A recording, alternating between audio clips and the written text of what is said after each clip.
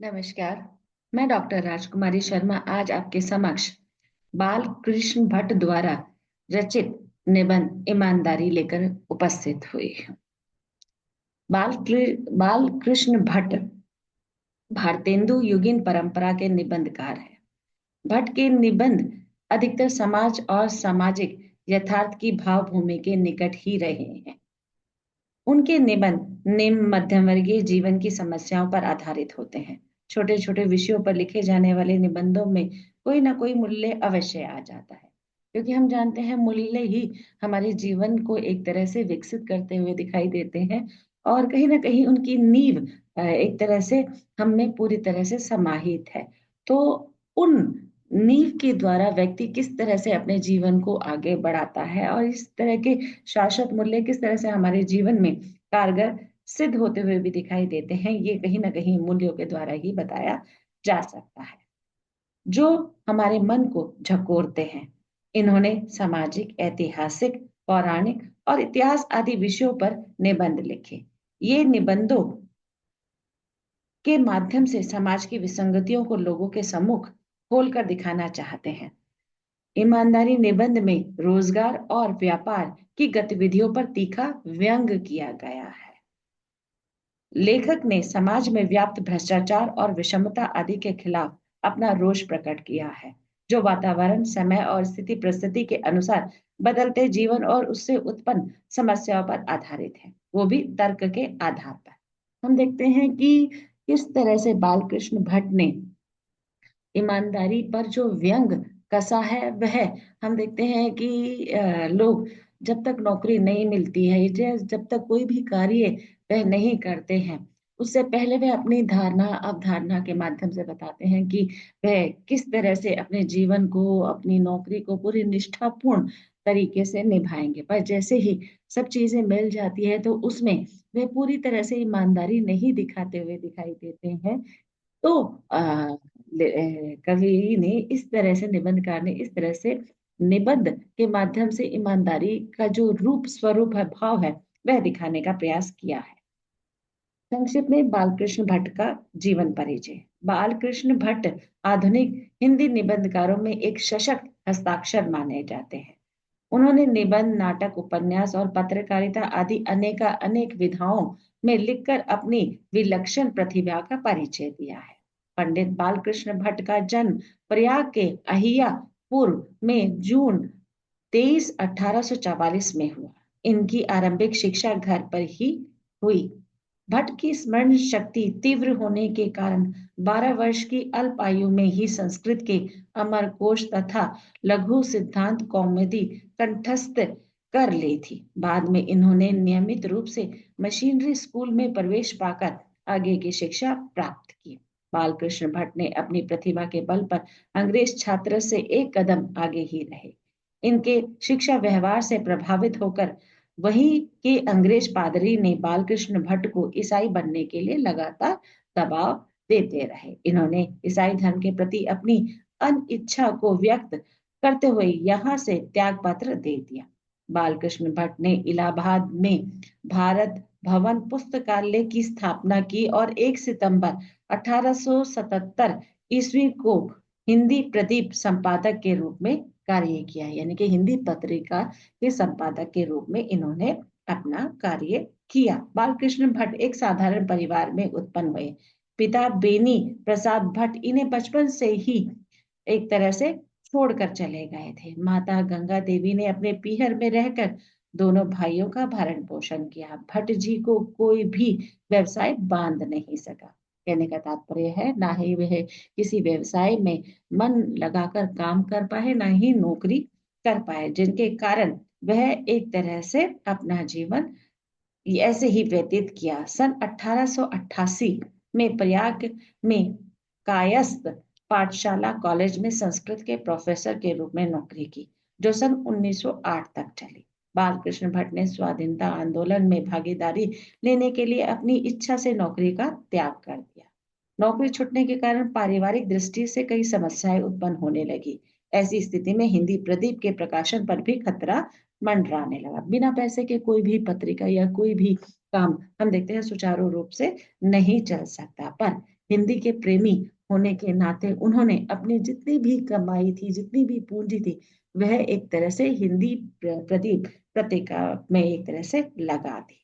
और बहुत ही बुरे दिनों से ये परिवार की जो आर्थिक अभाव है उससे वह एक तरह से जूझते हुए दिखाई दिए। निबंध का सार। ईमानदारी एक भाव प्रधान निबंध है। भाव प्रधान यानी कि भावनाओं से ओतप्रोत निबंध की जो एक तरह से रूपरेखा रची गई है, जिसमें लेखक ने अपने विचारों के तहत लोगों को सत्य के मार्ग पर चलने का परामर्श दिया। ईमानदारी एक गुणवत्ता है मन की। व्यक्ति अपने जीवन में कार्य के प्रति समर्पित एवं ईमानदार होता है। इससे व्यक्ति को मानसिक सुख की अनुभूति प्राप्त होती है। वह व्यवसाय एवं रोजगार में जीवन के हर एक पहलू पर अपना काम ईमानदारी से करना चाहता है, जिससे समाज तथा परिवार में उसे मान सम्मान प्राप्त हो सके।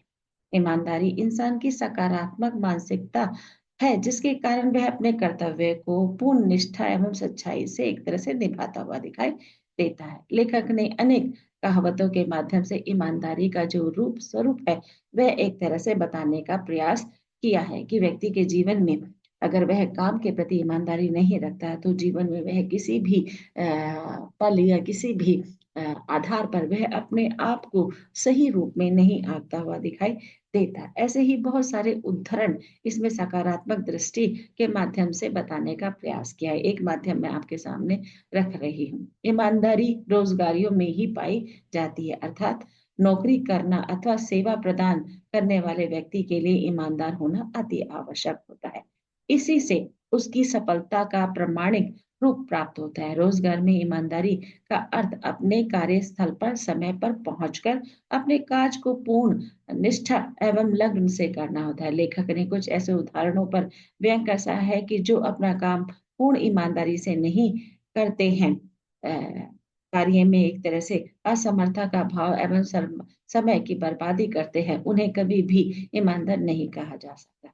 समाज में कुछ ऐसे लोगों की भी लेखक ने इस तरह की ओर संकेत दिया है जिन्हें कुछ नहीं आता, जो सिफारिश के बल पर एक तरह से आगे बढ़ तो जाते हैं और सभी प्रकार की भौतिक सुख सुविधाओं का एक तरह से रस प्राप्त करते हुए दिखाई देते हैं, पर वह जीवन में कभी भी व्यवस्थित रूप से अपना कार्य नहीं कर पाते। लेखक ने निबंध में ईमानदारी से जुड़े हुए पहलुओं को दिखाया है और माना है कि समाज में कुछ ऐसे अपवाद है जो दूसरों की गलतियों को भी नजरअंदाज कर उन्हें आगे बढ़ाते हैं। भट्ट जी का कहना है कि ईमानदारी का भाव जिन व्यक्तियों के मन में होता है वह जीवन के हर कदम में सफल होते हैं। व्यापार एवं रोजगार उन्हीं के बल और विश्वास पर आगे बढ़ता है। समाज में कुछ ऐसे भी महकमे हैं जहां भ्रष्टाचार तथा अनैतिकता में लोग पूर्ण रूप से लिप्त रहते हैं। व्यक्ति अपने स्वार्थ की पूर्ति करते समय कईयों का अहित करने से भी हिचकिचाते नहीं है। ऐसे व्यक्ति समाज और परिवार दोनों के लिए ही घातक है। लेखक इस भ्रष्टाचार और नैतिकता के विरुद्ध अपनी आत्मवेदना को एक तरह से प्रकट करते हुए दिखाई देता है। ऐसे ही बहुत सारे संस्कृति के माध्यम से या बौद्धिकता के आधार पर शिक्षित व्यक्ति किस तरह से अपने कार्य को एक तरह से सफल दिशा देता हुआ दिखाई देता है। और कहीं ना कहीं हम देखते हैं लेखक ने ईमानदारी का जो मार्ग है उस पर बहुत ही बल दिया है कि वह किस तरह से लेखक अपने मन को शुद्धता और स्पष्टता की सुखद अनुभूति के आधार पर स्थिति परिस्थितियों घटनाओं के बीच फंसा व्यक्ति भी ये तय नहीं कर पाता कि सही दिशा की और जा रहा है या नहीं। ईमानदारी का स्वभाव स्थिर नहीं है, व्यक्ति द्वारा स्थिरता प्रदान की जाती है। हम देखते हैं कि जब व्यक्ति अपने कार्य में एकदम कंठस्थ होता है या अपने कार्य को एक तरह से क्रमबद्धता के आधार पर जीवन जीता है तो वह कहीं ना कहीं उसके आधार पर उसकी सफलता को तय करता हुआ दिखाई देता है। ईमानदारी का प्रतिपाद्य। लेखक बालकृष्ण भट्ट ने ईमानदारी निबंध में अनेक विचार बिंदु प्रस्तुत किए हैं। उन निबंधों में एक आशा का जो भाव है वह भी सर्वथा विद्यमान है। प्रत्येक बदलाव के साथ उनकी भावनाएं तथा संवेदनाएं उनके निबंधों को प्रभावित करती हैं। नियमों के अनुसार कहा गया है कि कार्य ही ईमानदारी को एक तरह से आगे बढ़ाता है। भट्ट जी ने ईमानदारी निबंध में ईमानदारी के विभिन्न रूपों की चर्चा की है। पहला है ईमानदारी का महत्व। हम देखते हैं कि जीवन में ईमानदारी का जो महत्व है वह बहुत ही एक तरह से सर्वोपरि है, और उसके अनुसार ही व्यक्ति सच्चाई, अनुशासन, दया, शांत और अखंडता आदि अच्छे गुणों का होना चाहिए। ईमानदारी निबंध में लेखक समय समय पर विद्वानों द्वारा कही गई कहावतों और मुहावरों में ईमानदारी सबसे अच्छी नीति मानी गई है, अर्थात व्यक्ति को अपने कार्य में सफल होने के लिए ईमानदार का जो गुण है वह होना अत्यंत आवश्यक है, जिसके द्वारा ही वह अपने जीवन में सहजता, सरलता और क्रमबद्धता का भाव लेकर आ सकता है। व्यवहार में नैतिकता का भाव। हम देखते हैं समाज और नैतिक व्यवहार एक दूसरे के पूरक है। नैतिक व्यवहार जन्मजात होता है। समाज के बीच व्यक्ति औपचारिक अनौपचारिक ढंग से व्यवहार करना नैतिक व्यवहार के अंतर्गत आता है। ईमानदारी में हम देखते हैं नैतिक व्यवहार के दो रूपों को चित्रित किया गया है, बाहरी और आंतरिक, जिसके द्वारा व्यक्ति जब समाज में होता है तो वह किस तरह से संस्कृति, धर्म और क्षेत्र के आधार पर अपने भावों की अभिव्यक्ति करता है, और जैसे ही वह आंतरिक रूप में अपनी अनुभव, अंतर्दृष्टि और विवेक के द्वारा अभिव्यक्ति करता है, उसके द्वारा उसमें स्वार्थ की जो भावना है वह कैसे एक तरह से बढ़ती हुई दिखाई देती है। तो उसकी शुद्धता पर भी लेखक ने प्रकाश डाला है। परिश्रम। हम देखते हैं कि परिश्रम एक जन्मजात गुण है। किसी भी कार्य को ईमानदारी से किया जाए कभी भी बेकार नहीं जाता है। व्यक्ति के मन में दृढ़ इच्छा शक्ति और परिश्रम के साथ हम देखते हैं कार्य में सफलता प्राप्त की जा सकती है। क्रमबद्धता। हम देखते हैं कि जीवन में महत्वपूर्ण भाव है जिसके द्वारा व्यक्ति अपनी अभिव्यक्ति निरंतर एक तरह से व्यक्त करते हुए दिखाई देता है। साथ ही हम देखते हैं प्रेरणा। प्रेरणा का भाव व्यक्ति के भाव को, विचार को एक तरह से विकसित करते हुए दिखाई देता है। वह कठिन परिस्थितियों में भी रुकता नहीं है और अपने कार्य के प्रति एक तरह से अग्रसर होते हुए दिखाई देता है। लेखक ने यहाँ पर निबंध की अनेक प्रकार की शैलियों का चित्रण किया है। हम देखते हैं कि इन शैलियों के द्वारा ही हम किसी निबंध की सार्थकता या समर्थता को आगे बढ़ा सकते हैं।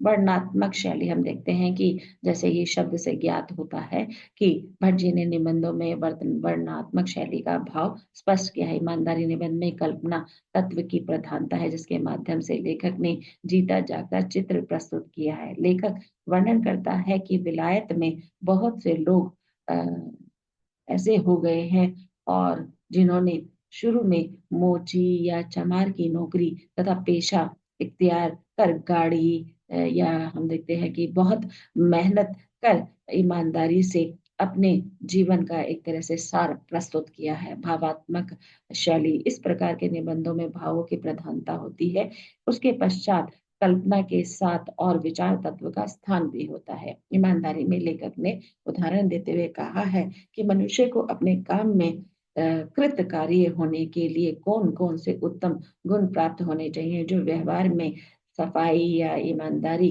पहली बात होगी, बिना इसके रोजगार अपने कारोबार में किसी भी तरह से उच्च दृष्टि नहीं प्राप्त करता है। तीसरा है विचारात्मक शैली। हम देखते हैं कि निबंध में लेखक ने विचारात्मक शैली का प्रयोग किया है और इसमें इस प्रयोग से लेखक ने मनुष्य को ये समझाने का प्रयास किया है कि कोई भी काम नीचा नहीं होता या छोटा नहीं होता, ईमानदारी से उसे करना चाहिए। सूत्र शैली।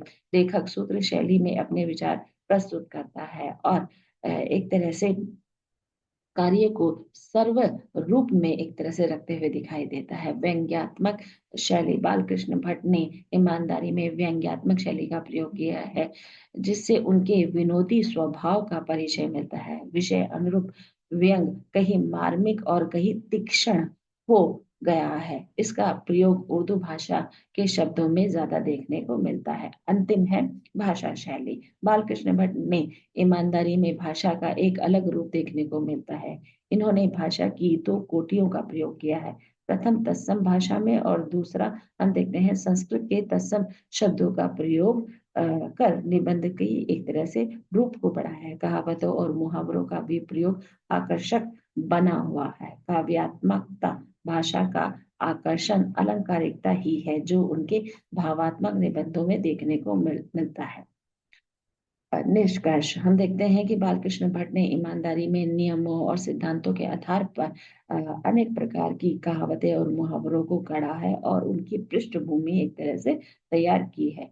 निबंध में भाव और विचार मिलकर भाषा को एक तरह से प्रभावशाली बनाते हुए दिखाई देते हैं। उनकी शैली में विविधता होने के कारण एक तरह से संवाद का जो रूप है वह चमत्कार के रूप में दिखाई देता है। बच्चों, अगर इससे संबंधित आपके कोई प्रश्न है तो आप कमेंट बॉक्स पर जाकर लिख सकते हैं। और अगर आपको ये वीडियो अच्छी लगी है और इससे आपको जीवन में कोई सीख मिल रही है कि व्यक्ति को अपने कार्य के प्रति, अपने व्यवहार के प्रति एक तरह से ईमानदार रहना चाहिए, तो आप कृपया करके चैनल को भी एक तरह से लाइक और सब्सक्राइब कर सकते हैं। धन्यवाद।